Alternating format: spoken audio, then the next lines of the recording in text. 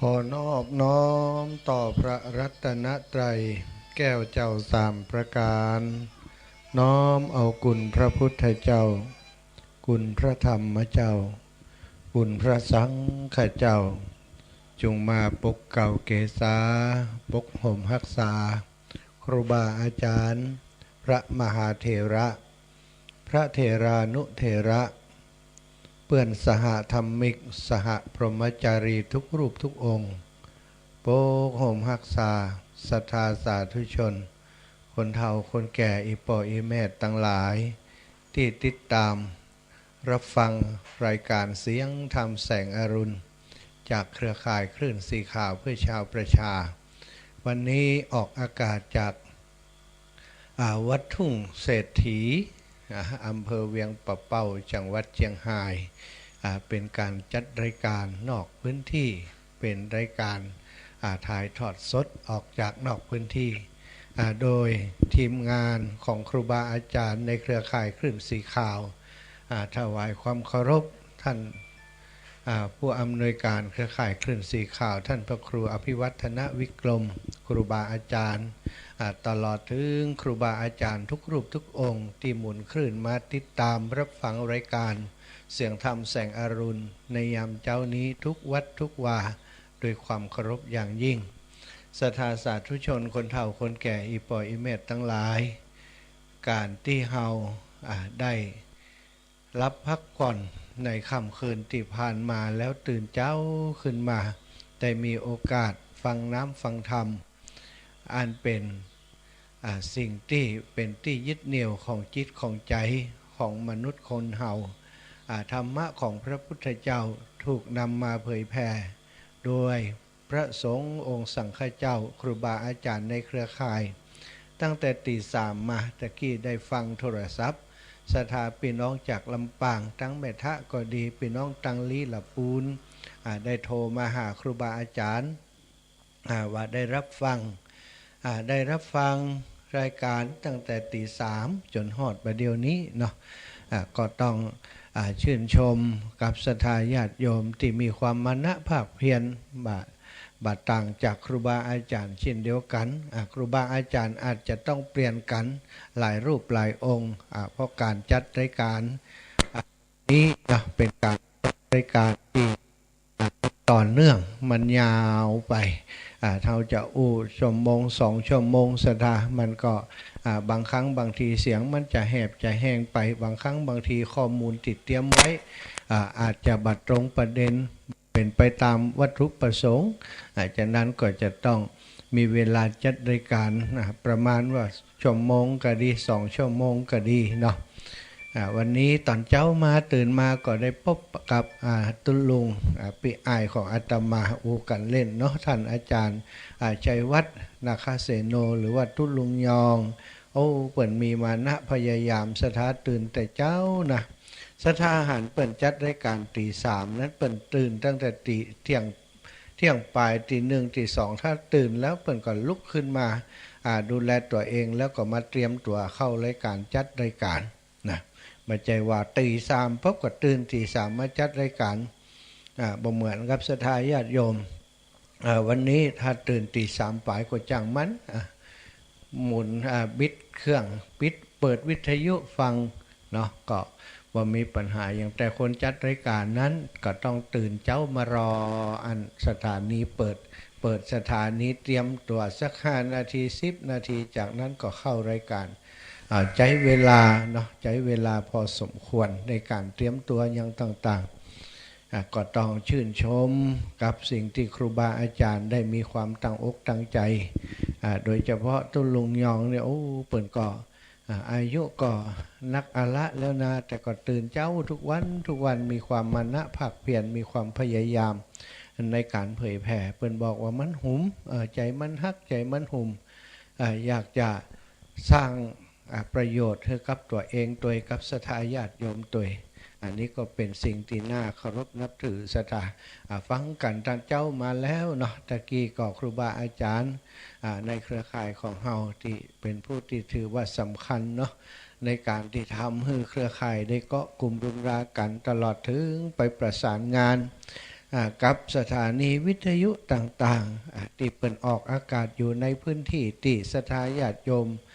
เปิดฟังรายการฟังบ่ได้จะได้เปิดกดติดต่อไปหาสถานีที่พอจะออกอากาศให้ได้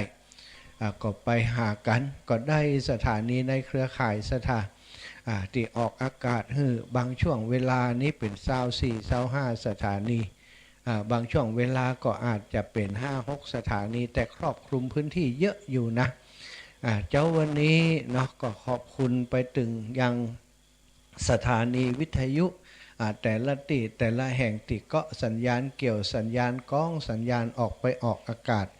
ฮือกับศรัทธาญาติโยมอีปออีแม่ที่อยู่ตามบ้านตามจองได้รับฟังเสียงน้ำเสียงธรรมตั้งแต่เจ้ามาแล้วเนาะจะได้จะเนี่ยอย่างก็ปู่เจ้าแผ่นทองเอาเลยเนอะศรัทธาญาติโยมแผ่นละ50อีแม่เอากี่แผ่นก็ได้เนอะเอาครบครอบครัวคนในครอบครัวเรามาเอาเลยเนาะเอาเขียนชื่อเขียนแผ่นรองชะตาตอนนี้อาตมาอยู่นางานอยู่กล่องประชาสัมพันธ์แล้วก็จัดด้วยการไปตัวเนอะศรัทธา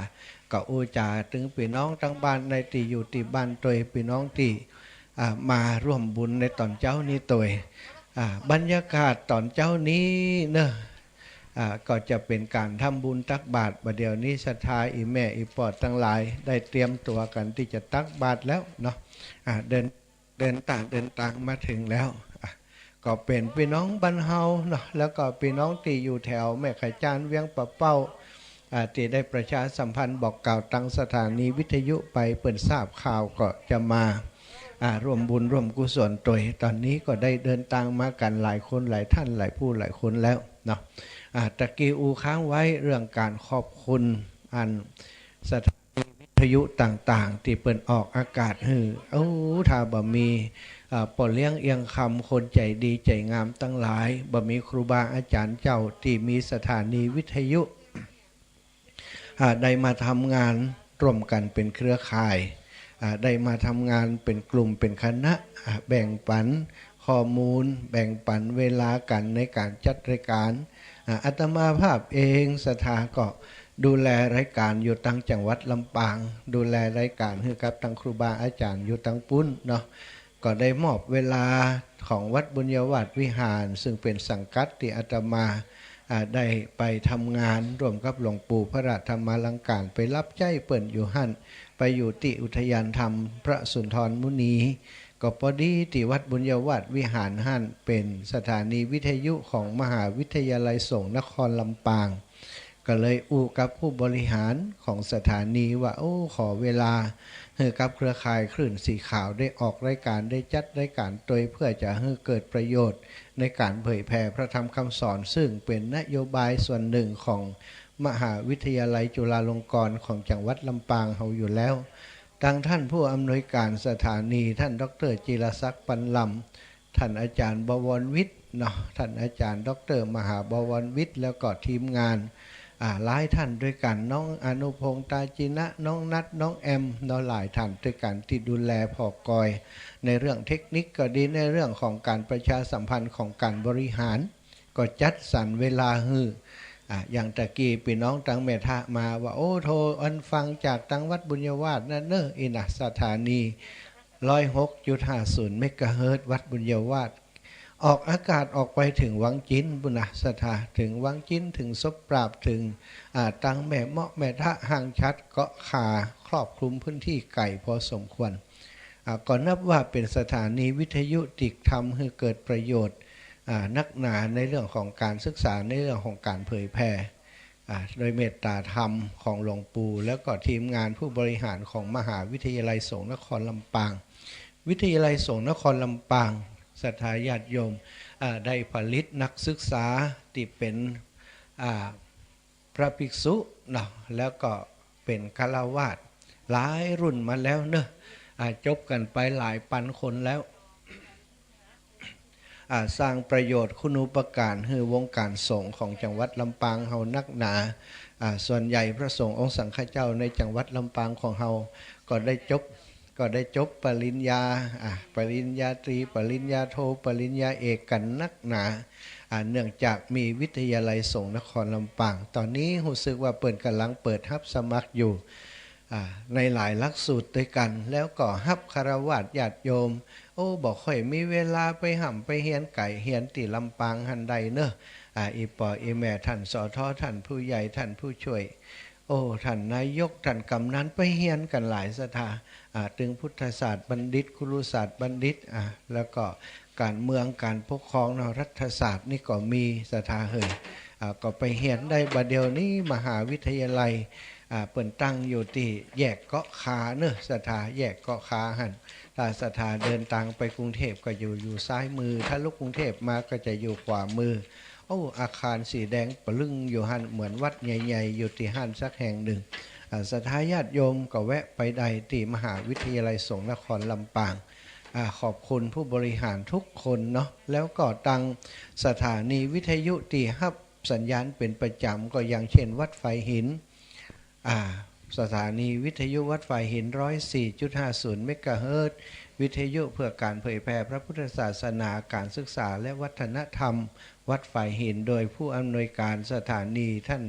พระครูสมุวิศวัตวรกิจโจ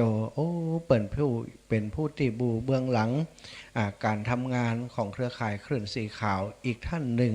เวลารายงานสดเวลาถ่ายทอดสดในพื้นที่นั้นเปิ้นจะลงไปช่วยงานตลอดสถาบได้คิดเป็นกาจ้างรางวัลอย่างที่นักหนาเอาเพียงแต่กาน้ำมันรถกาดูแลเด็กๆที่มาคุมเครื่องกับปอแล้วนะอันนี้ก็คือเครือข่ายที่ทำงานเป็นกลุ่มเป็นทีมเป็นคณะมุ่งหวังเพื่อการเผยแพร่พระธรรมคำสอนของพระพุทธเจ้าเป็นหลักแล้วก็มีนี่ก็สถานีวิทยุที่เชียงใหม่วัดไฟหินครอบคลุมพื้นที่ของจากอำเภอเมืองแล้วก็อำเภอสารปีหางดงเนาะอำเภอแม่ริมอำเภอสันทรายอำเภอแม่แตงเชียงดาวอย่างอีกไปถึงจัดไก่เนอะสถามาถึงจังหวัดลำปูนเพ่แหมเนาะก็มีหลายสถานีตอนเจ้านี้ก็ที่เมืองฝางคงจะฮับอยู่เนาะ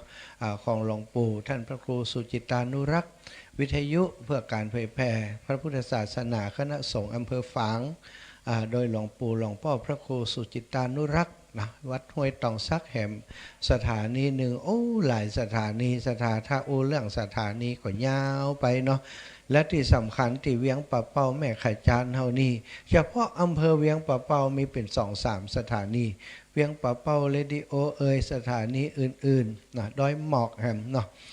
ดอยหมอกนี่กินพื้นที่ไปถึงวังเหนือพี่น้องวังเหนือตอนนี้ก็คงจะฟังรายการอยู่ตอนเช้านี่เหมือนกันตอนเช้าคณะที่อาตมาอยู่นี้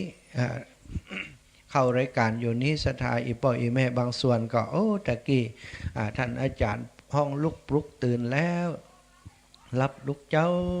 กินพักตั้งป่ายรับลูกขวายกินพักตั้งเก้าลูกเจ้าได้หลายลูกขวายได้น้อยอีนะครูบาอาจารย์เป็นห้องลุกปลุกตื่นแล้วโอ้เป็นที่ชื่นชอบของศรัทธาญาติโยมคนเฒ่าคนแก่จำติดปากไปหมดแล้วบัดเดี๋ยวนี้นะเป็น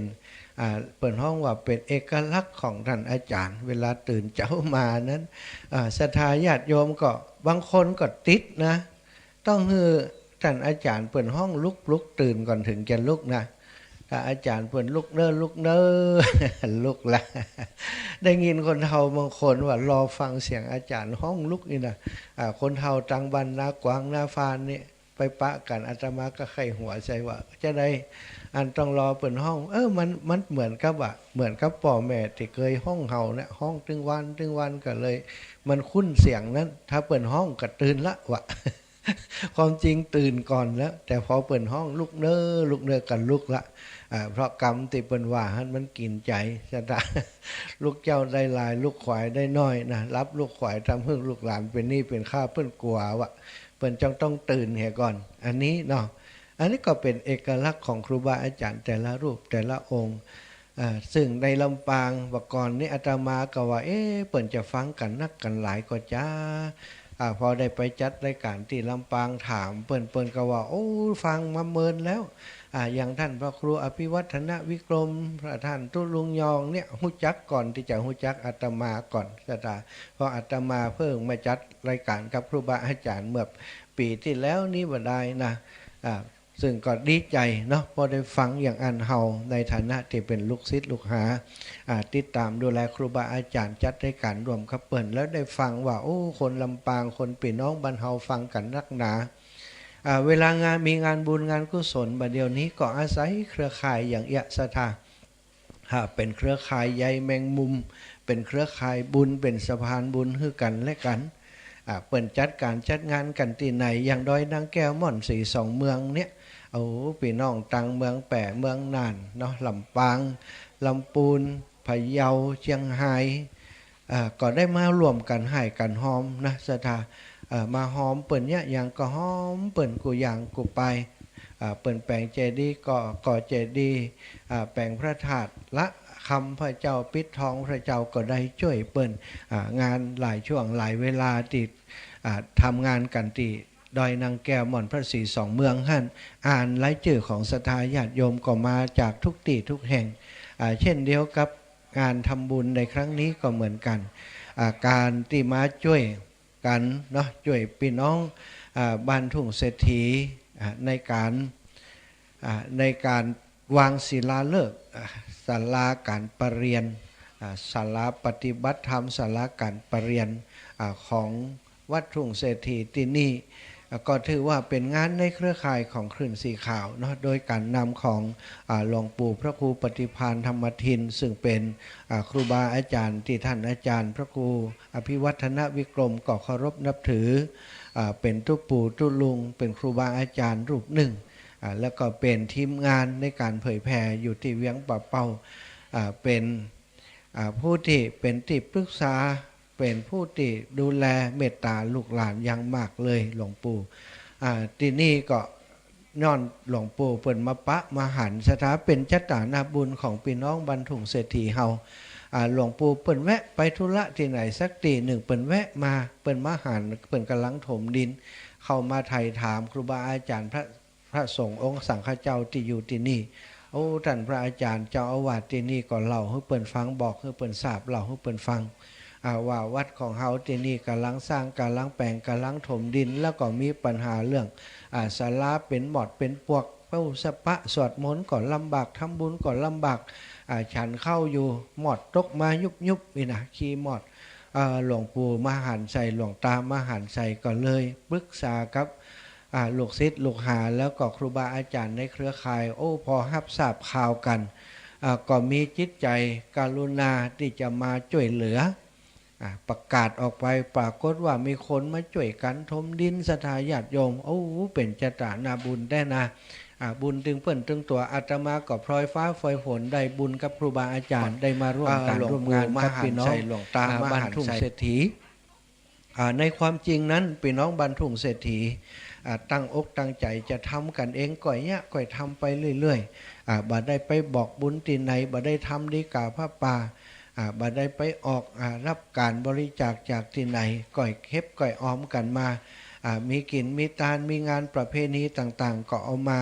จัดผ้าป่ามาถวายเอามาเป็นเงินทุนกองกลางไว้ก่อนแม้กระทั่งซื้อตีซื้อตังก็รวบรวมปัจจัยกันของพี่น้องเจ้าบ้านทุ่งเศรษฐีการจะเนี้ยจะสร้างอย่างเปิ่นก็อู้กันว่าก่อยเป็นก่อยไปจะบรรลบกวนภัยแต่เทวดาเปิ่นถ้าอยากจะหันเร็วสะท่าเหยดนจิตดนใจให้ครูบาอาจารย์ในเครือข่ายคลื่นสีขาวได้มาหันตั้งความตั้งอกตั้งใจของพี่น้องบรรทุงเศรษฐี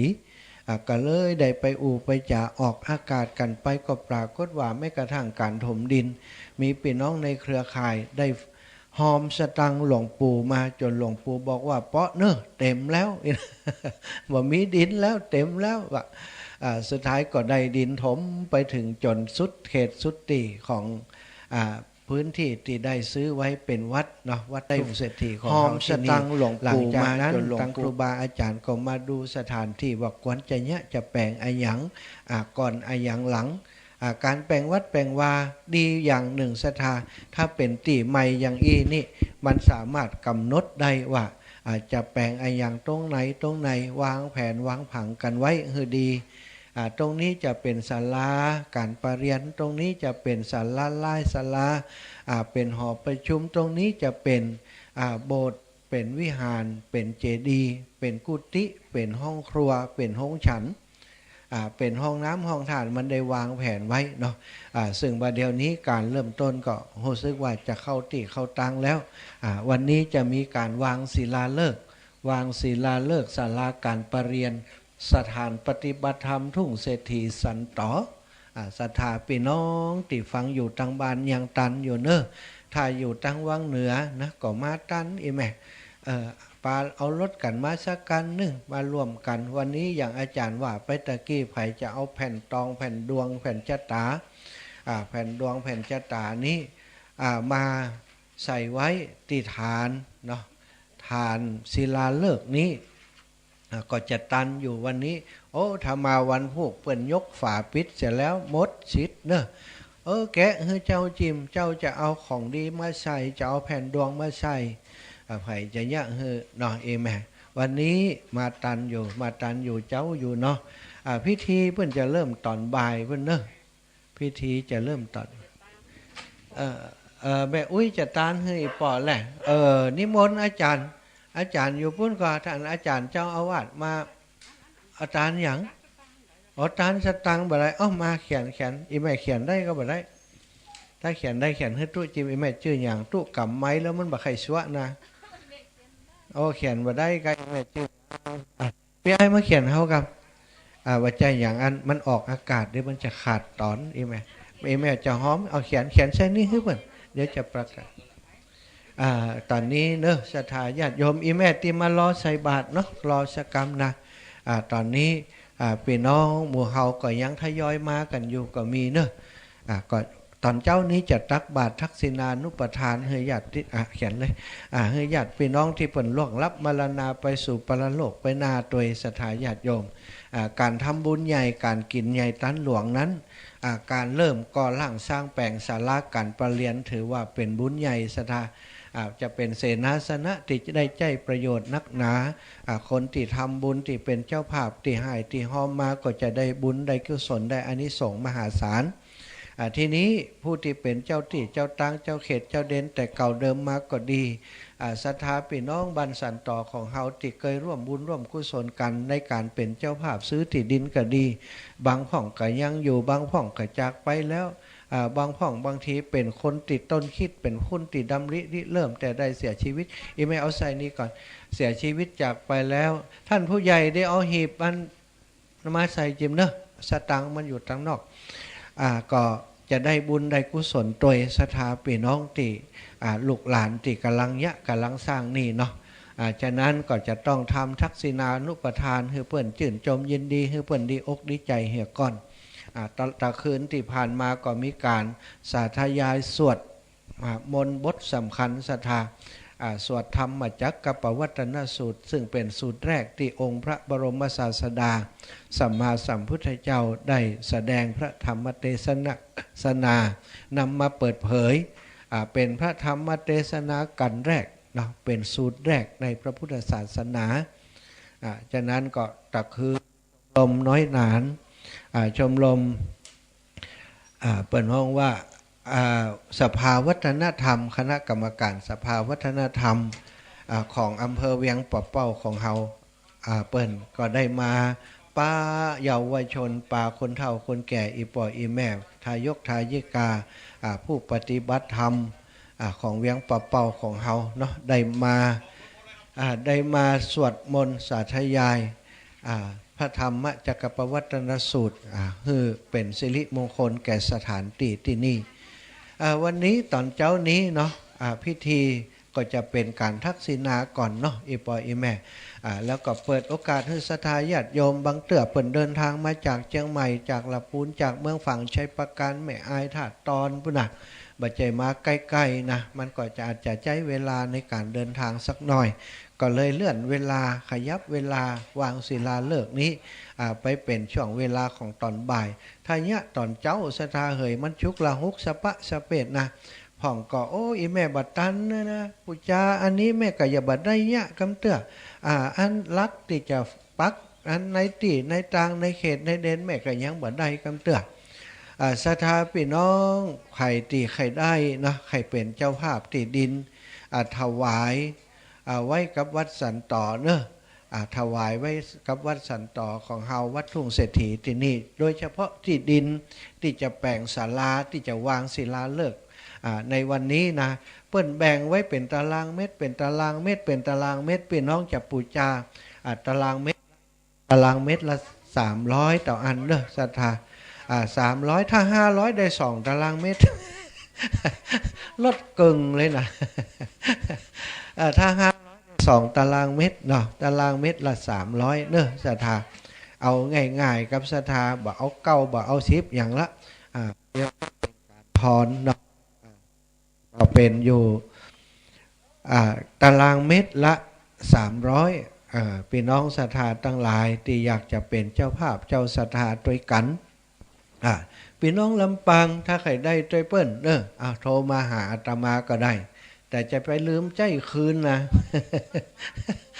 จะไปนักให้เจนนะสัก5 ลาย10 ลายก็ได้อยู่ถ้านักกว่านั้นมาไหวเนอะ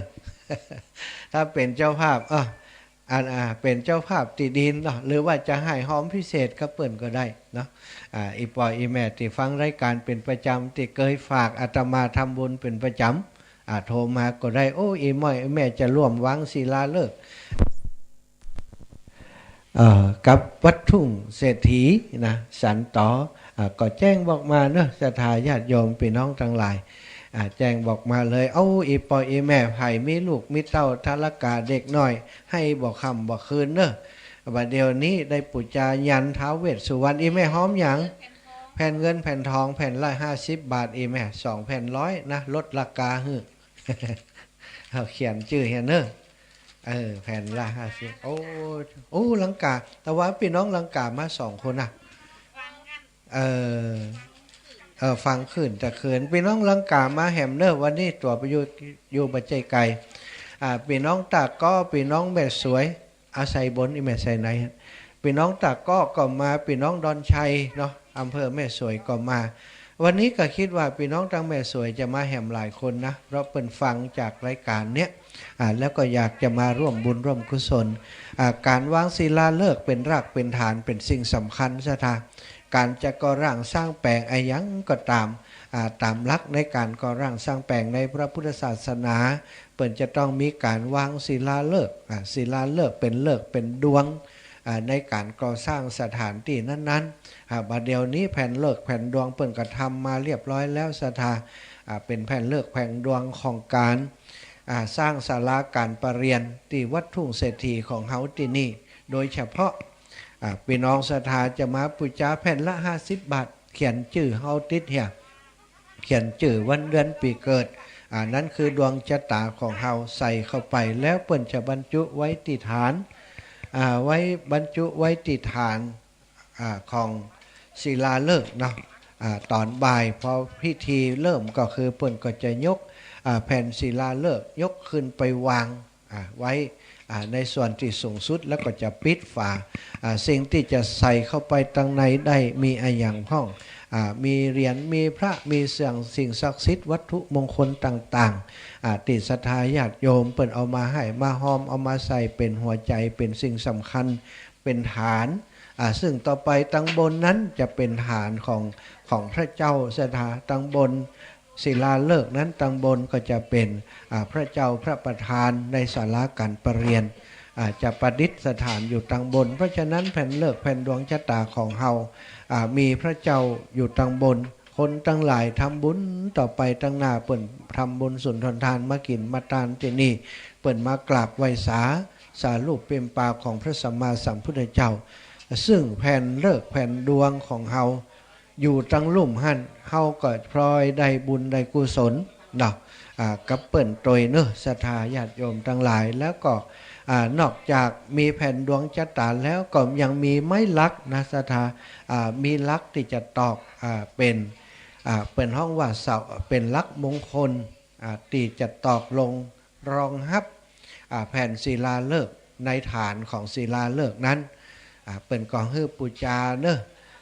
มีไม้อยู่9 ชนิดด้วยกันศรัทธา9 ชนิดมีไม้อยู่9 ชนิดไม้สำคัญถึงนั้นไม้ขันหนุนไม้ซักไม้ทองหลางไม้กันเกลาหลายสปะเก่าอย่างมาไผ่สีสุกไม้สีสุก เป็นต้นเนาะ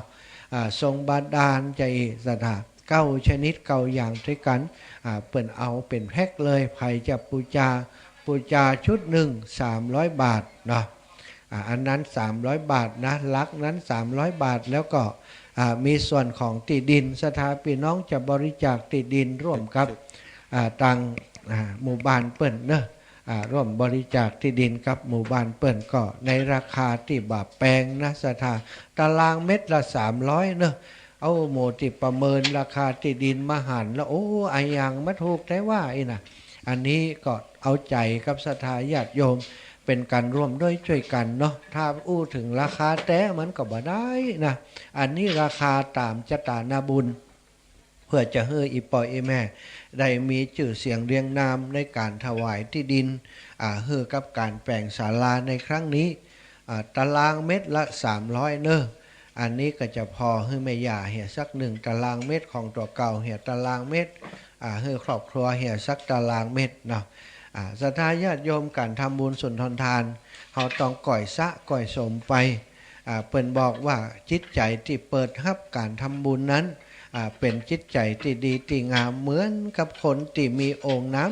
ำมีโอ่งน้ำแล้วก็ปิดฝาไว้นั่นคือคนที่จิตใจแบบเปิดในการทำบุญแต่ถ้าคนที่มีจิตใจที่เปิดได้หันประโยชน์ของการทำบุญสุนทรทานแม้จะเล็กจะน้อยต่อได้ก็ตามหูว่ามันคือผลส่งผลแน่นอนก็เปิดนะเปิดเรียกว่าเปิดใจในการทำบุญเมื่อเปิดใจแล้วเหมือนกับเขาเปิดภาชนะเปิดโอ่งเปิดตุ่มเปิดไหเปิดฝาออกสถาเวลามีโอกาสฝนตกลงมากาพอฝนตกลงมา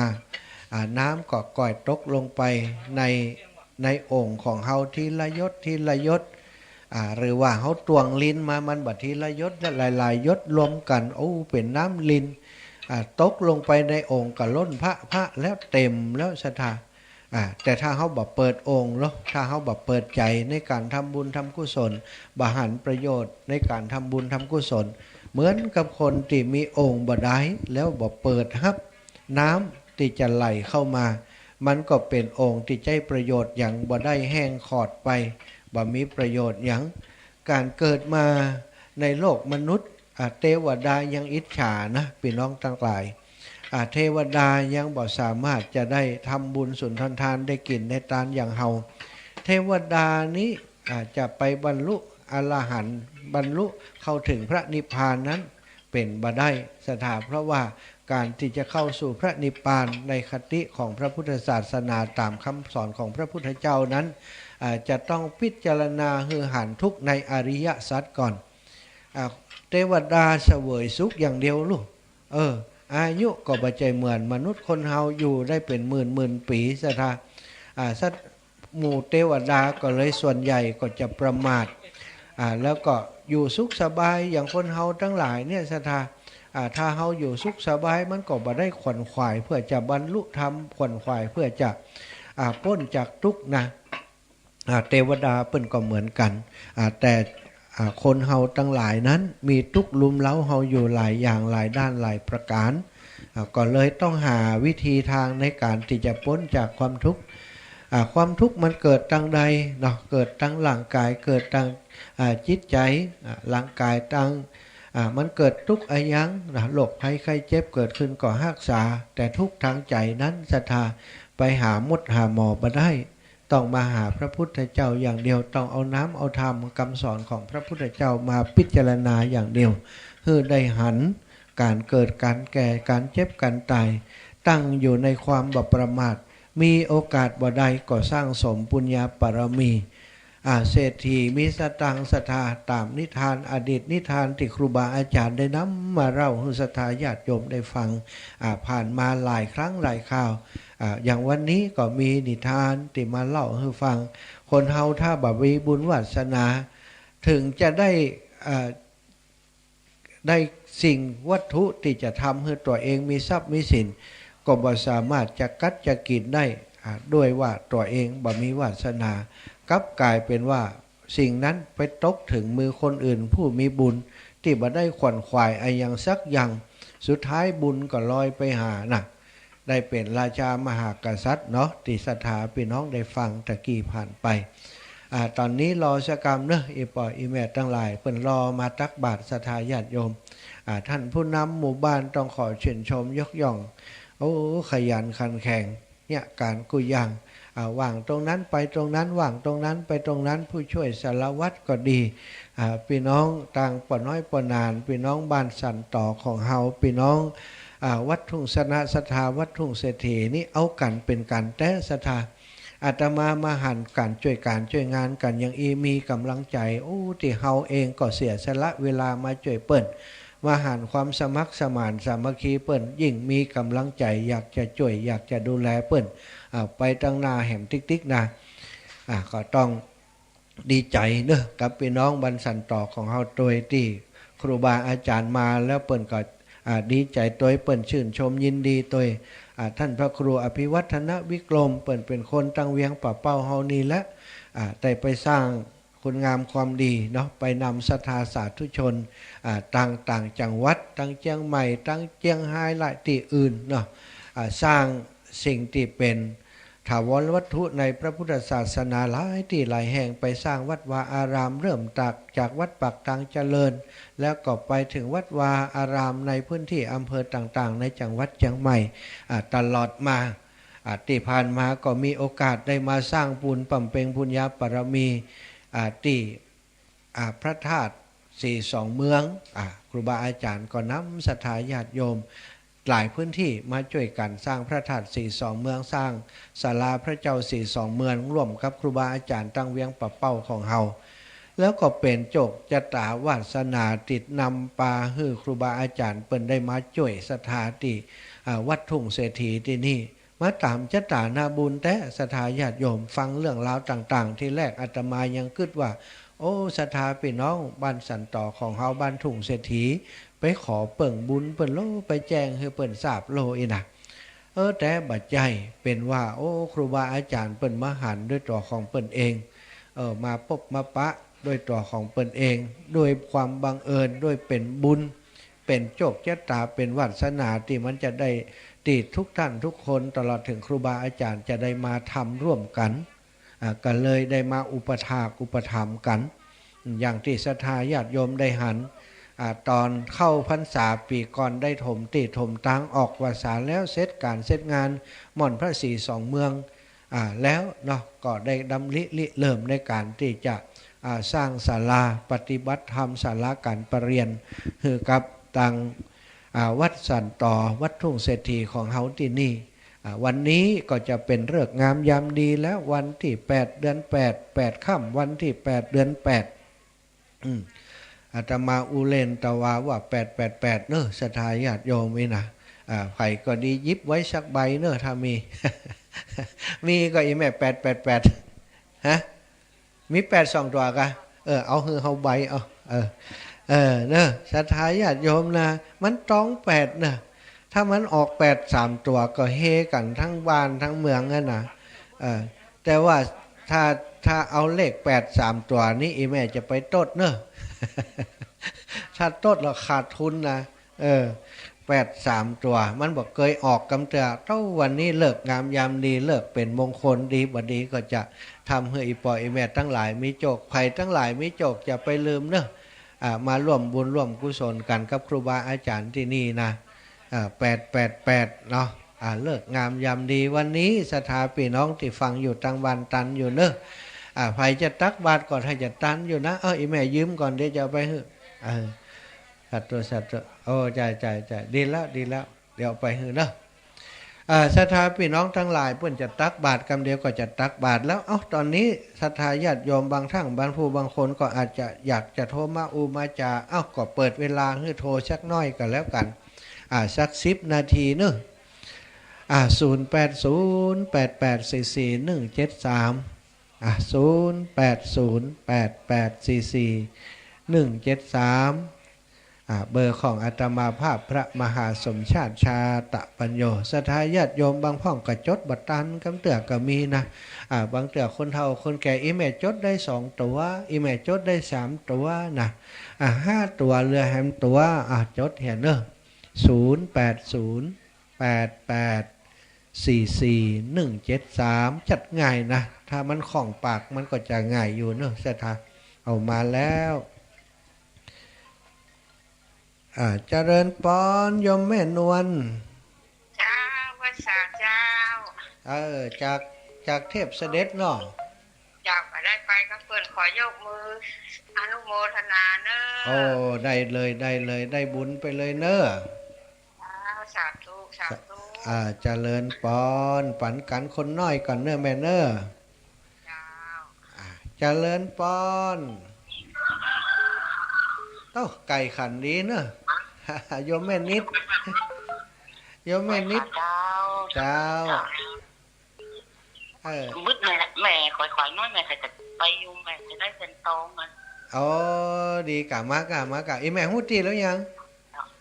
ก็กำลังอู้กันกับป้าอยู่อันคนเข้าหั่นแต่ก็หูอยู่คนตั้งเข้าไปเป็นนั่นมันอยู่ลายหน้าหมดตั้งเพศกับอีแม่ตั้ง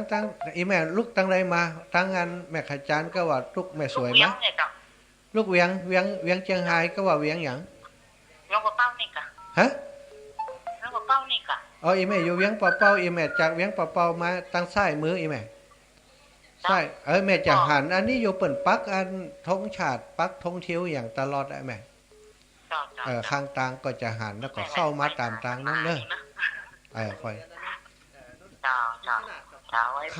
เข้าโรงเรียนนุชนาธิ์อีว่าเปิ้นว่าแม่ปักต่างโรงเรียนซอยนุชนาธิ์ก็ใจนั่นน่ะเนอะมาเนอะแม่เนอะสาธุบุญรักษาแม่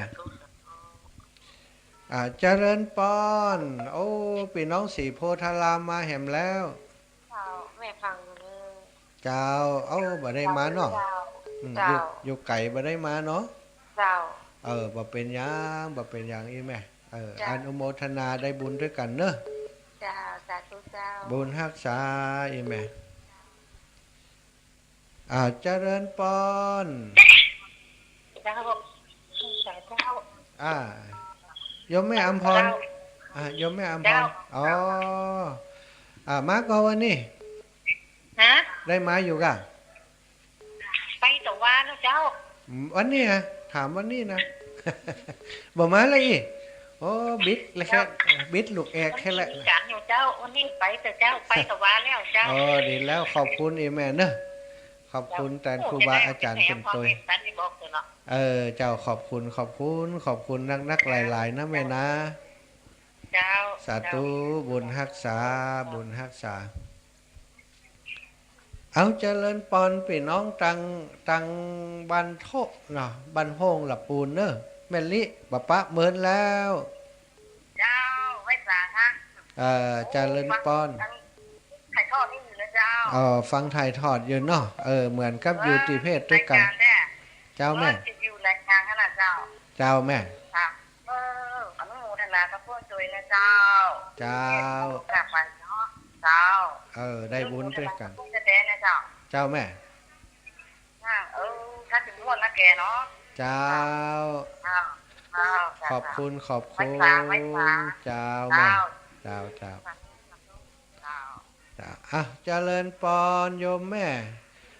สีเตี้ยบันห้องละปูนขับไปแสนนั่นมานะเจ้าไม่สุกเกี้ยวศิลปรสีเตี้ยบันห้องละปูนเด้อติดตามต้องมาตะคืนมาแล้วเด้อได้สวดได้ไหว้โดยจนจ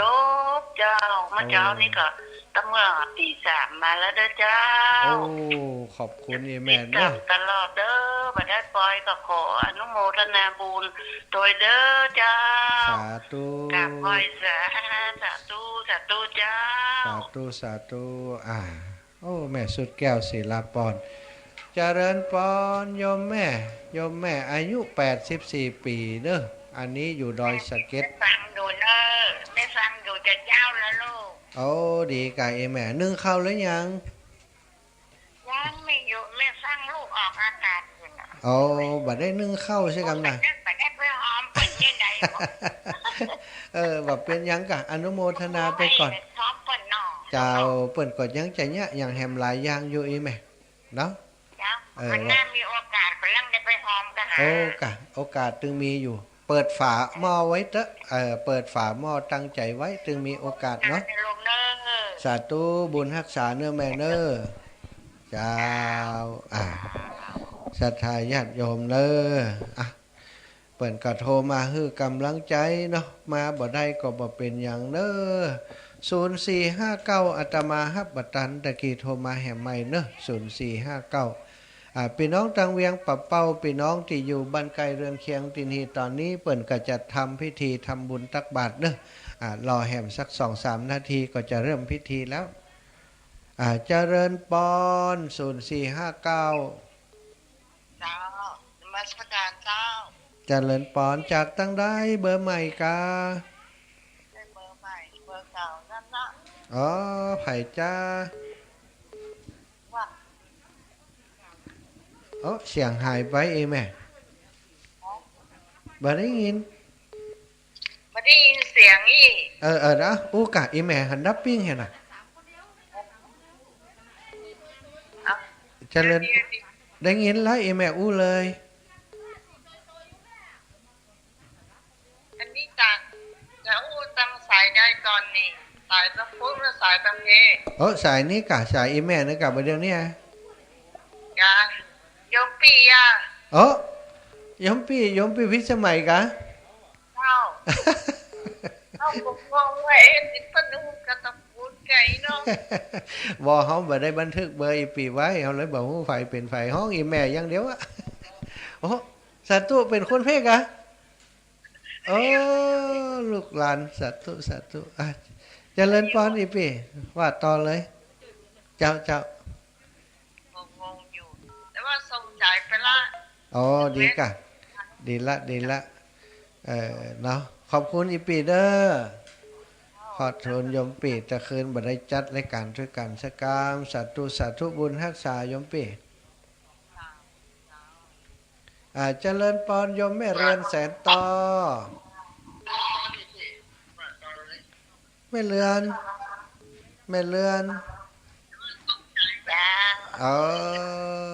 ว่ามาอีแม่จะมาก็มาเจ้านะกำลังใจเนอะเจ้าให้กำลังใจเอากำลังใจไปเนอะให้แม่มีความสุขมีความเจริญฟังอยู่ตลาดเนอะดีแล้วฟังธรรมะมีแต่ความสุขได้กำไรธรรมะติดจิตใจไปไหนก็มาได้เจ้าขอบคุณปันกันคนน้อยก่อนปันกันคนน้อยกับแม่น้อยอุตุดีเจริญปอนอีแม่เจ้าแม่ฟังอยู่เนอะตั้งแต่ฟังตี 3เจ้าเดี๋ยวแม่จะไปวัดไม่รับเจ้าไปเนอะตะกี้ได้ยินอีแม่โทรหาอาจารย์อยู่ดีแล้วเนอะฟังไปเนาะแม่เนาะบุญรักษาเจ้าบุญรักษาเจ้าพี่น้องบ้านไห่นะน้อยลำปางซะต่อเจริญปอนโยมแม่ว่าได้เจ้าไปจ้าเจ้าคนนี้นะมหาสมชาตินะเจริญปอนเจ้าฟังอยู่เจ้าแม่สาธุขอบคุณอีแม่เนอะโยมแม่ได้มาหน่อยวันนี้เนาะได้มาแม่เจ้าดีแล้วไปคนนั้นไปโดยเนาะเจ้าเป็นยังแม่มาแล้วแต่ว่าก่อนได้แล้วแม่เนอะเจ้าแม่ละเจ้าอาจารย์ท่านเจ้าเนอะเจ้าบุญรักษาอีแม่บุญรักษาได้หาอีแม่มาแล้วก็ดีใจละเนอะสาธุเจ้าเจริญปอนโยมแม่น้อยบรรทัดโทษเจ้าว่าใดจะมาก็มาไม่มาไม่ได้จะไปที่ไหนเจ้าก็ขึ้นรถแม่ขจานมากะเวียงปะเป้าวันนี้รถไก่หน้าบ้านต่อหน้าไหมขึ้นรถแหละขึ้นรถมาบ้านฉันในปุญญวัฒน์ในตัวเจ้าเจ้าได้ครับเจ้าอีแม่เจ้าสาธุเนอะเป็นกำลังใจเด้อสาธุแม่เจ้าสารับสายอีแม่น้อยเนอะเจริญปอนโยมแม่รัตดาเจ้าอีแม่เขียนใส่ซองเลยเจ้าท่านเจ้าแม่อันนี้แม่วันดีบ้านลังกาแม่วันดีบ้านลังกาบ้านลังกาตะวะก็มาหลายนะอีแม่มาก็วันนี้ ข้าวจีพระเจ้าข้าวจีไปแต่งโรงทานเจ้าโอ้ดีกะไปลืมเนอะข้าวจีนะอยากจิ้มข้าวจีนะมืดกันเริ่มไม่รอเพิ่มมาหาเนอะขอบคุณจะไปเอาแผ่นตองตัวเห็นกับตองอย่างนั้นกันเนาะเจ้าแม่ขอบคุณเนอะเจ้าสาธุบุญรักษาเจ้าเป็นกำลังใจให้กันและกันเนอะแม่เนอะเอ้าแม่สายทองบันโฮงมาแล้วฝากก่อนสักบทละอีป้อเบาไม้ก็ได้เนอะเอาไม้ห่างปากบ่ได้อีป้อมต้องเล่งมันนั่นนี่ค่ะมหาศาลตลอดการก่อเกิดประเสริฐผลพลังงานสร้างโรคให้โสพลพลังคนช่วยเร่งรัดพัฒนา1+1+1ก็ถึงล้านสมัครสมานดวงใจไว้เถิดหนามันสมองกับ2 มือคือศรัทธาย่อมฝันฝ่าอุปสรรคถึงหลักสายเจ้าสาธุโอ้สุดยอดแท้ก่อนขอบคุณอีแม่เนอะบุญตัวนาบัดได้ไปสาธุเจ้าสาธุแม่เจริญปอนอันนี้มาตังใดจ้าเจริญปอนปิดตัวนี่นะเสียงอึกอักนะเสียงตั้งใดบัดนี้ตั้งเฮาก็ว่าตั้งอีปอ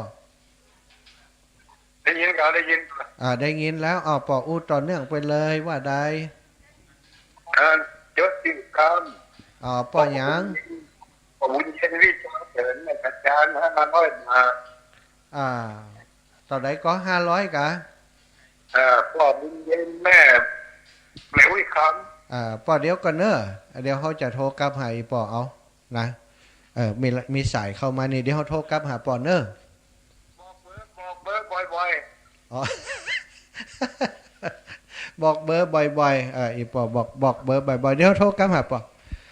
เจริญปอนอีปอ0808844173เนอะ0808844173อีปอแขบอกเบอร์บ่อยๆศรัทธาญาติโยมเปิดจดเบอร์บัดตันอีแม่เฮ้ยเอาละพี่น้องทั้งหลายเนอะศรัทธาอีปออีแม่ทั้งหลายที่ฟังอยู่ทั้งบ้านทั้งจองก็ดีเนาะตอนนี้ก็จะได้มอบเวรประเคนใหม่เปลี่ยนกันเล่าครูบาอาจารย์ท่านอาจารย์ตุลุงจะได้เข้ารายการเนาะตุลุงยองได้เข้ารายการต่อจากนี้เนอะโอ้ขอแหมสายก็แล้วกันเนาะแม่นางคำอายบุญมานีขยุกเจริญปอนอีแม่อีแม่ปิดวิทยุก่อนอีแม่ปิดวิทยุกรรมอีแม่เปิดวิทยุอยู่บ่ได้ยินกันแล้วนะเดี๋ยวเขาโทรกลับเอาก่อนแล้วกันเนาะเจริญปอนเนอะศรัทธาญาติโยมก็ขอให้บุญรักษาศรัทธาอีปออีแม่ทุกท่านบุญกุศลที่ท่านได้ฟังธรรมะตั้งแต่ตี 3จนฮอดบัดเดี๋ยวนี้ร่วมบุญร่วมกุศลกันในการที่จะมาวางศิลาฤกษ์ศาลาการประเรียนวัดทุ่งเศรษฐีวันนี้ก็ขอให้เป็นบุญเป็นกุศลที่พี่น้องศรัทธาจุผู้จุท่านจุผู้จุคนที่อยู่ยังบ้านยังจองพึงได้บุญได้กุศลเหมือนกันทุกผู้ทุกท่านทุกผู้ทุกคนจัตตารโอธรรมาวัฏันติอายุวันโนสุขังพลังต่อไปก็จะเป็นบอกเวรประเคนไม้ให้ครูบาอาจารย์ตุลุงท่านอาจารย์ชัยวัฒน์นาคเสโนตุลุงยองได้ดำเนินรายการต่อเนอ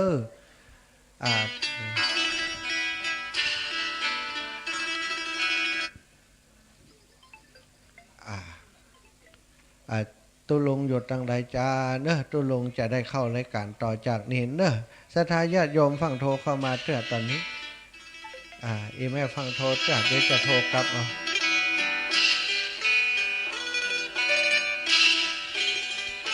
อาตุลุงนอกให้นอกศรัทธาญาติโยมรอกรรมเนอะ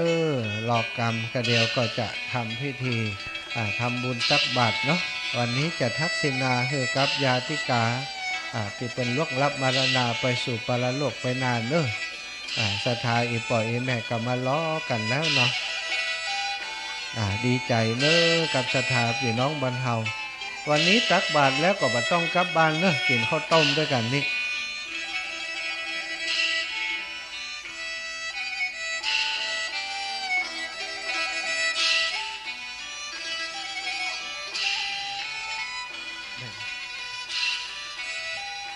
ตัวที่สองตัวนี้ดีกว่า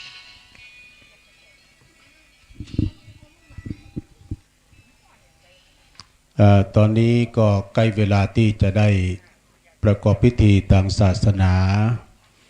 ก็ขอบคุณทางท่านอาจารย์ท่านพระมหาสมชาติชาตปัญโยเปิ้นได้เข้ารายการแล้วก็จบรายการของเปิ้นตุยนี่ก็ศรัทธาก็กำลังบางพ่องก็ปักจ่อปักตุงน้อยด้วยช่วยกันด้วยสามัคคีกันตอนในศาลาก็กำลังเนาะพี่น้องก็กำลังทยอยกันมาวันนี้เนื้อศรัทธาก็ยังมีโอกาสที่จะมาร่วมบุญกุศลยังพอมีเวลาอยู่เนาะขอบคุณพี่น้องศรัทธาวันนี้ประซื้อที่ดินเนื้อถวาย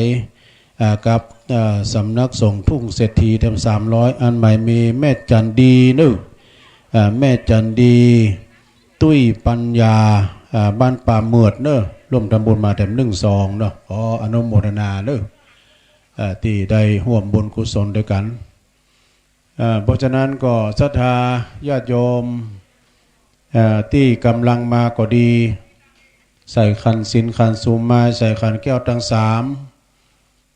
แล้วก็ใส่ของกินของว่ากันไปเป็นที่เรียบร้อยนะกำเดียวก็เดินทางมาไปจะมาร่วมบุญกุศลดังนี้ก็มีท่านมหาก็นั่งอยู่ที่นี่จ้ะเนาะอาจารย์พระครูก็พอความเรียบร้อยที่ตั้งในมณฑลพิธี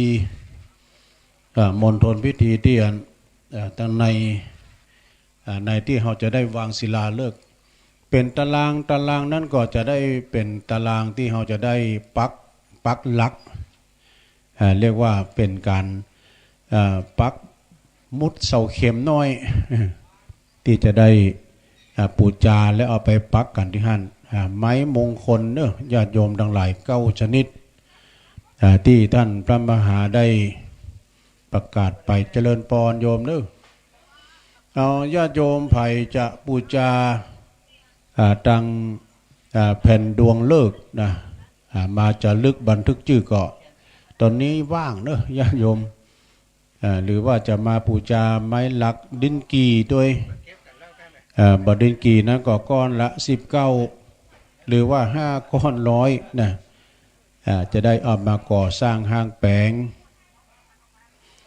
ซึ่งกำหนดการนั้นก็8 โมงเป็นต้นไปจนถึง12 โมง